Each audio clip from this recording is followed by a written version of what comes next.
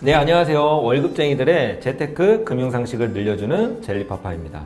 이번 영상은 ISA 계좌에 헷갈리는 손익통산에 대해서 말씀을 드리려고 하는데요. 중개형 ISA 계좌에 대해서 어느 정도 알고 계시다고 가정하고 말씀드리는 내용이라서 ISA 계좌에 대해서 처음 접하시는 분들은 내용이 조금은 어려울 수 있습니다.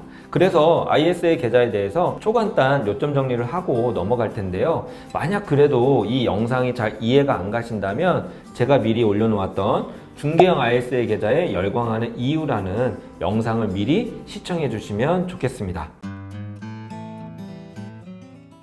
ISA 계좌는 개인의 투자 성향이나 기대 수익률에 맞게끔 금융상품을 골라서 나만의 포트폴리오를 구성할 수 있고, 해지 시 손실과 수익을 통산해서 최종 수익에만 세금을 정산하는 구조로 되어 있습니다. 또한 이 통산된 소득에 대해서 서민형의 경우에는 400만 원까지 비과세이고 400만 원을 초과하는 소득에 대해서는 9.9%의 저율 과세를 한다는 것이 장점입니다. 자, 그런데 중개형 ISA 계좌가 2021년 새롭게 출시가 되면서 이 계좌 안에 담을 수 있는 상품 중에 국내 상장 주식도 함께 투자할 수 있게 되면서 많은 분들의 관심을 받고 있습니다. 자, 그런데요, 주식 투자는 어차피 비과세인데 이게 뭐가 장점이냐라고 할 수도 있는데요. 만약 국내 주식 투자를 일반 주식 계좌에서 투자를 하고 배당 소득을 얻게 된다면 이 배당 소득에 대해서는 15.4%의 세금을 납부해야 하지만 ISA 계좌 안에서의 주식 배당 소득은 400만 원까지 비과세이고요. 400만 원을 초과하는 수익에 대해서는 그냥 9.9%의 저율과세 혜택을 받을 수 있다는 것이 첫 번째 장점이고요. 두 번째 장점은 국내 상장 주식이 손익통산에 포함이 된다는 것인데요. 만약 주식 투자로 수익이 나면 어차피 비과세니까 그냥 땡큐인데, 만약 손실이 발생할 경우 손실난 만큼을 ISA 계좌 안에 타 금융상품에서 발생한 수익에서 제외를 시켜주기 때문에 그만큼 세금이 줄게 되거나, 최종 수익이 만약에 400만 원 이하라면 아예 세금을 납부하지 않아도 된다는 것이죠.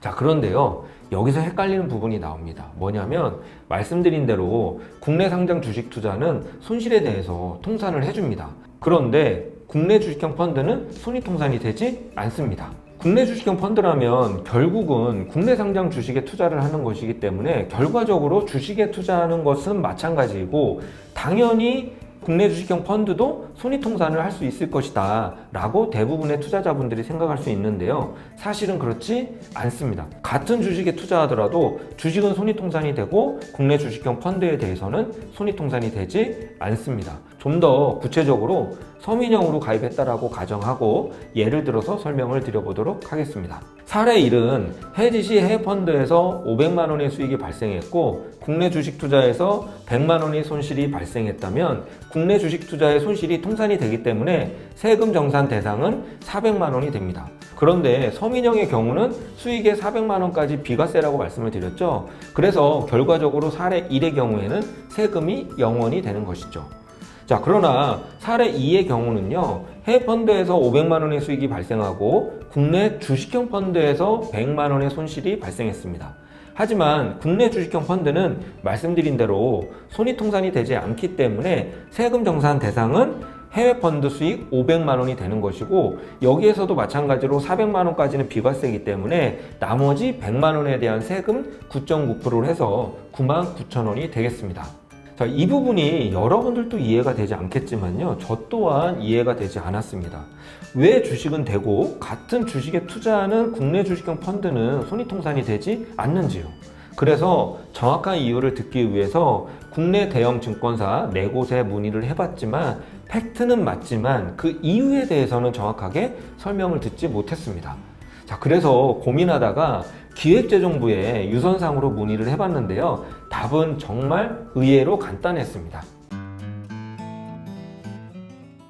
국내 주식의 매매 차익은 비과세이다. 그렇기 때문에 ISA 계좌 안에서 국내 상장 주식에 직접 투자를 하던 또는 국내 주식형 펀드를 통해서 간접 투자를 하던 당연히 손익통산이 되면 안 되는 것이 원칙이다. 그런데 예외적으로 주식 투자에 대해서 손익통산을 해주는 이유는 ISA 계좌의 활성화를 위해서 제공하는 일종의 혜택이다 라고 하더라고요.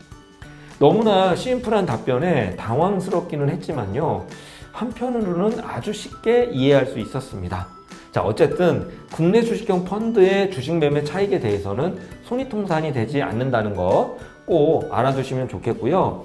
해외 펀드의 경우에는 본래부터 15.4%의 과세를 했었기 때문에 당연히 수익과 손실 모두 손익통산에 포함이 된다는 것도 헷갈리지 않았으면 좋겠습니다. 참, 그리고 국내 상장 주식 ETF도 주식과 동일하게 매매 손실에 대해서 손익통산이 가능합니다. 자, 지금까지 손익통산에 대해서 말씀을 드렸습니다. 어렵지 않으시죠? 그럼 이만 끝!